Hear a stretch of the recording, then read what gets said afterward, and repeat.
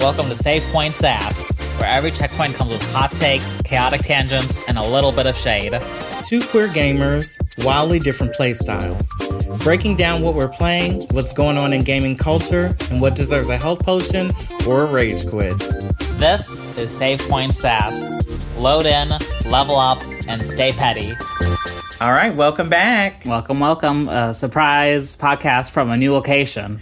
Yes, a new location, still undisclosed. But soon you'll hear about it. Maybe even see it.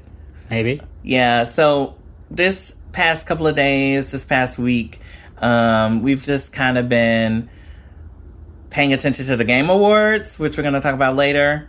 But mostly we've been focusing on Metroid. Yes. And so I've been playing a little bit more and I've been having a good time. But I can tell you who's not having a good time, and that is the very vocal online community. Girl. They are not happy with this game. They don't like that Samus doesn't talk. They don't like that other characters are talking. And they don't like how the game is structured. And I'd have to say that after a couple more hours of play, I can kind of see the cracks forming. I had a very good first impression of the game, but I think that kind of the lack of story, the over-reliance on scanning enemies and items in parts of the world, and it takes like 10 seconds to do each scan. Yeah. I think the cracks are kind of showing on the gameplay, so I get that aspect, but I'm still enjoying like the little bit of story that there is and the side characters. So right now, how far have you gotten in the game? I think I probably played like 5.5, 6 hours. Okay. And yeah, I'm enjoying my time with the game. So it's kind of like interesting to go online and see the discourse. Right. Because even though I can see that there's some shortfalls of the game, and it's kind of odd because the game has been in development for almost a decade. Right. But you know, I feel like it feels kind of like we talked about before. It feels like an older style game where you're not bombarded with all of this baggage. You're not bombarded with, memorize the 50 names of the 50 kingdoms, and you know, it's kind of like you're playing. And that's what games are about. Right.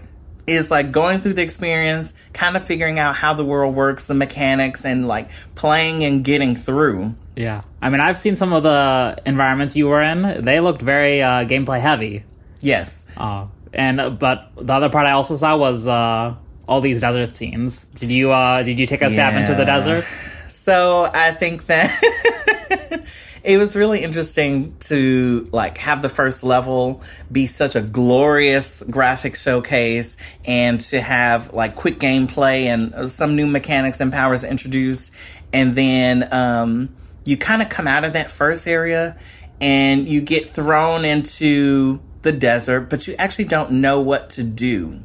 So the very first time you see the desert, you don't venture out because you're not really sure what's happening. And also the side characters are kind of telling you to go in a certain direction. So you actually end up going into the second dungeon first. And you go through an entire dungeon, and then you come out, and then you get the vehicle that you use to traverse the desert. So the first time I actually got access to the desert with a vehicle, I was like, okay, well, it's probably not that big. But then I drove around and I was like, oh, it's pretty big. And the very first thing I did was explore where the other locations are, where the other dungeons are. And then after I did that, I was like, just driving around randomly to see if there was other stuff in the game. And one of the things that stood out to me was the desert is kind of empty. And it reminded me of, it has like a central pillar that is like kind of the focal point of the game. And we just play Pokemon ZA, so immediately it stood out to me that, okay, this has exactly the same thing. And also driving around, I was like, well, the Viola or Viola, or however they say it, the mechanics for driving Viola are very good. Mm-hmm. And so I was like, okay, I wonder if they borrowed from Mario Kart World for this. But then I'm like, there's nothing in the overworld. So you get this nice vehicle that has like interesting controls and like is clearly very meticulously crafted, like the movements on the bike and everything. But then you, as far as I know, and I have discovered stuff in the overworld, but not much, that there's like, I haven't seen anybody else racing around, even my companions that have been in communication with. Yeah, I'm not seeing them on any vehicles. I'm not seeing any enemies on any vehicles in this space. So, and is there like a gameplay reason that describes why that's the case? Not which really has been described to me yet. And, you know, I don't want to make it sound like there's nothing out there. There are things out there, but they don't meaningfully engage the bike. And the bike, you can tell, like, well, the bike controls and how it has been modeled and everything is very particular. But then you're just, like, given to the space where none of that really matters. But, yeah, it just made me wonder, like, okay, well, this game is kind of giving echoes of Mario Kart World and Pokemon ZA. And I'm going to ask you, because you've watched me play some of the Prime, but you haven't, the Metroid Prime 4, but you haven't played yourself.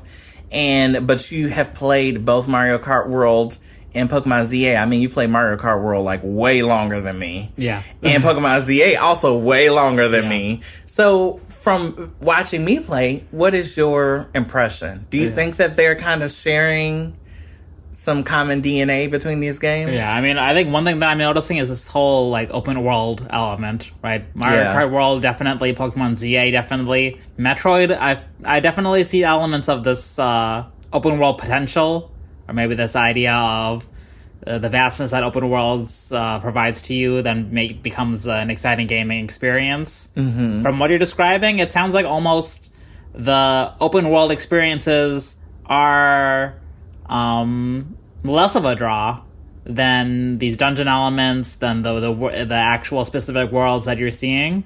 So I do wonder how successful it is, this integration with this open world concept. But you're right, I haven't played the game yet. It's definitely on my radar. Honestly, from seeing you play, it does look like a truly polished Metroid game, right? It's very polished. This is what I'm like, it's been so long since we've had a new Metroid game, right? We had Metroid, I think Metroid Dread was honestly the last game. Which you loved. Which I loved, was very difficult, right? Yeah. But even that, right, was 2D, right? Yeah. So just have a true, maybe mainline game, maybe you could call that. I think it deserves some praise for what it's accomplished. No, for sure. And I think that's kind of where I'm at, where I feel like, okay, it is a graphical showcase. It is a beautiful game. It's very polished, the way that things, interact with each other, and, the flow of gameplay seems to be extremely tuned to a certain gameplay experience. But I think you hit on something, which is players expect out of this dungeons, or not dungeons, but, weaving, experiences where you explore and maybe you come back and you come through a secret door and you go around, like cavernous, right, exploration. And, we played Echoes of Wisdom recently, and Echoes of Wisdom really focuses on dungeons and then these cavernous kind of like exploration, right, and coming back and going around. And I think that is a core gameplay loop for Prime games. And so it seems like we have that, though, because I've gone through, I'm in the third dungeon now. Okay. So I have seen that they are really focusing on providing that similar experience to previous Prime games.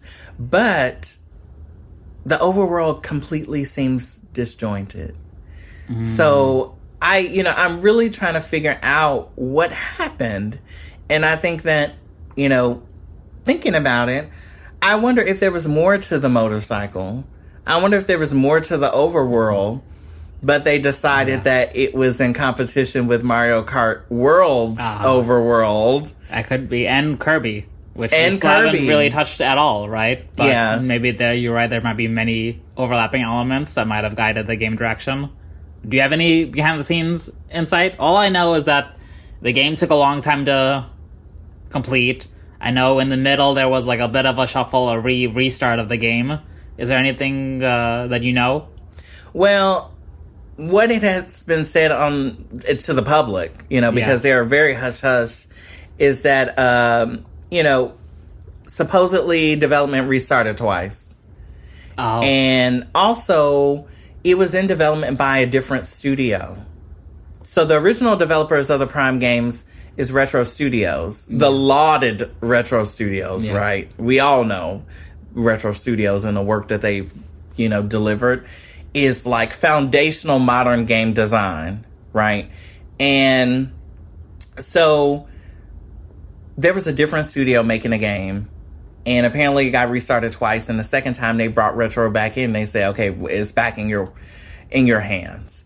And I think that looking at this, I'm feeling like what you're saying is that I'm not getting that Retro Studios is making these decisions. To me, this more kind of seems like, the manager of a division or potentially an executive saying, well, every game is now open world. We need to be able to put that on the box that it's an open world experience. We need to put that, there's so many hours of gameplay.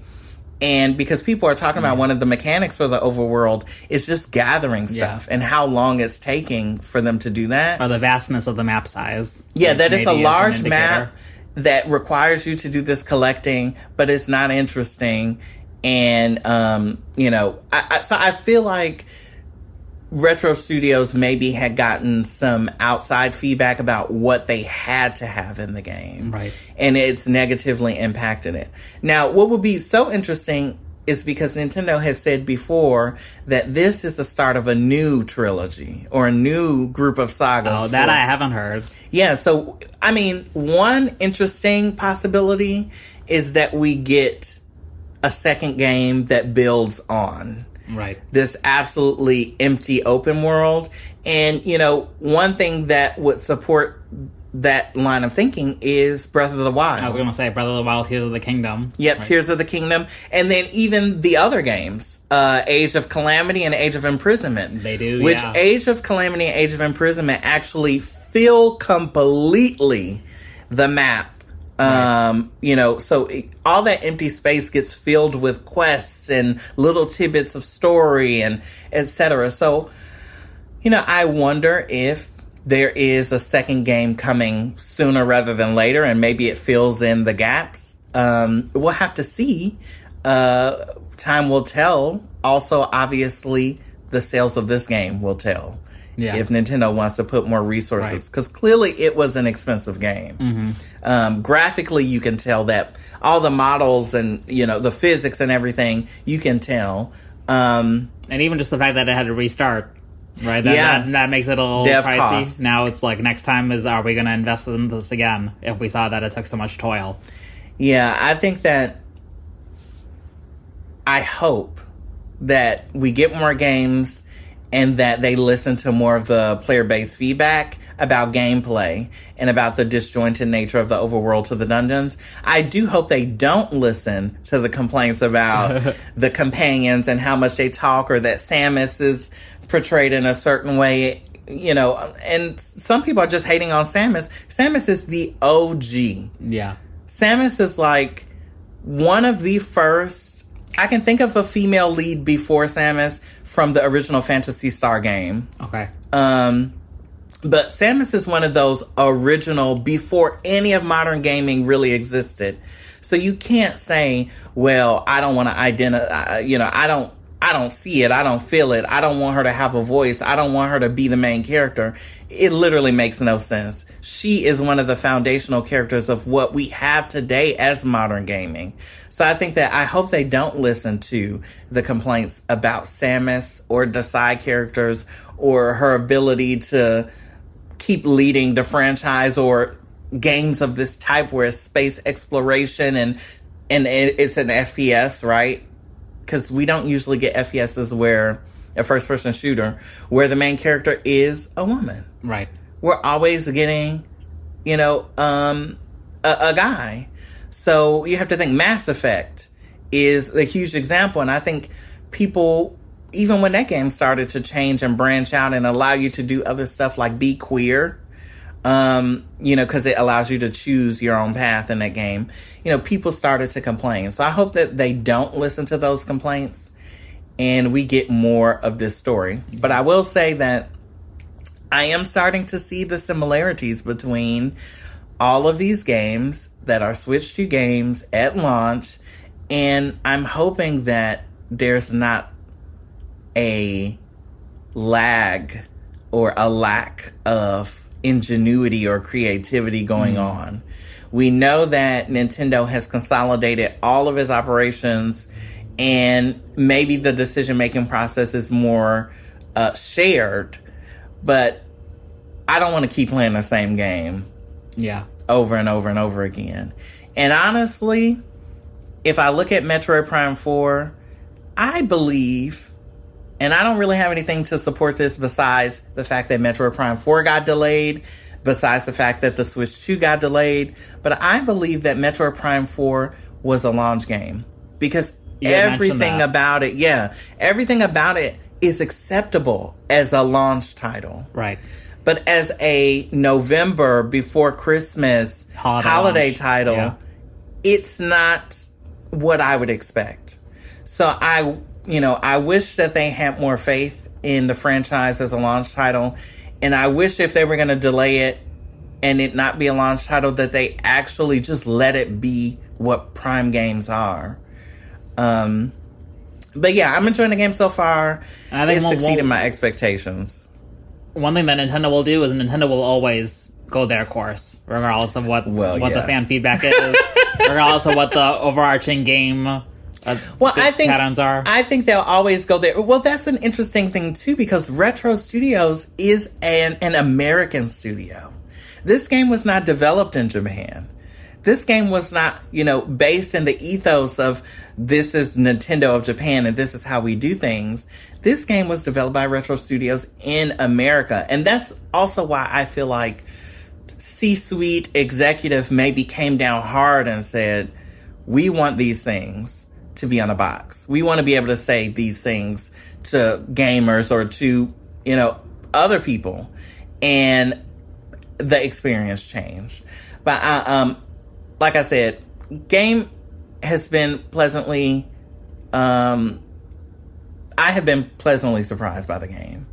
And I look forward to you playing, and I want to hear your thoughts about it. I'm definitely excited to play the game. I'm definitely excited to see your reaction to you completing the game. You think difficulty is going to be an issue? It's getting a little bit more difficult, but I'm committed, and honestly, the difficulty is fun. Yeah, and you're playing it on normal mode. Yep, I'm playing on normal. Because I think there was casual, normal, and then hard unlocked after you finish the game. Mm-hmm. I think I might play on casual, just because I know I'm not the best shooter, right? But it sounds like it'll still be an enjoyable experience even on casual mode. Yep, I think it'll still be difficult. Well, I'll let you know once I start the game. Well, all right, that's all for today. We will see you back at our home base shortly. Yep, stay sassy.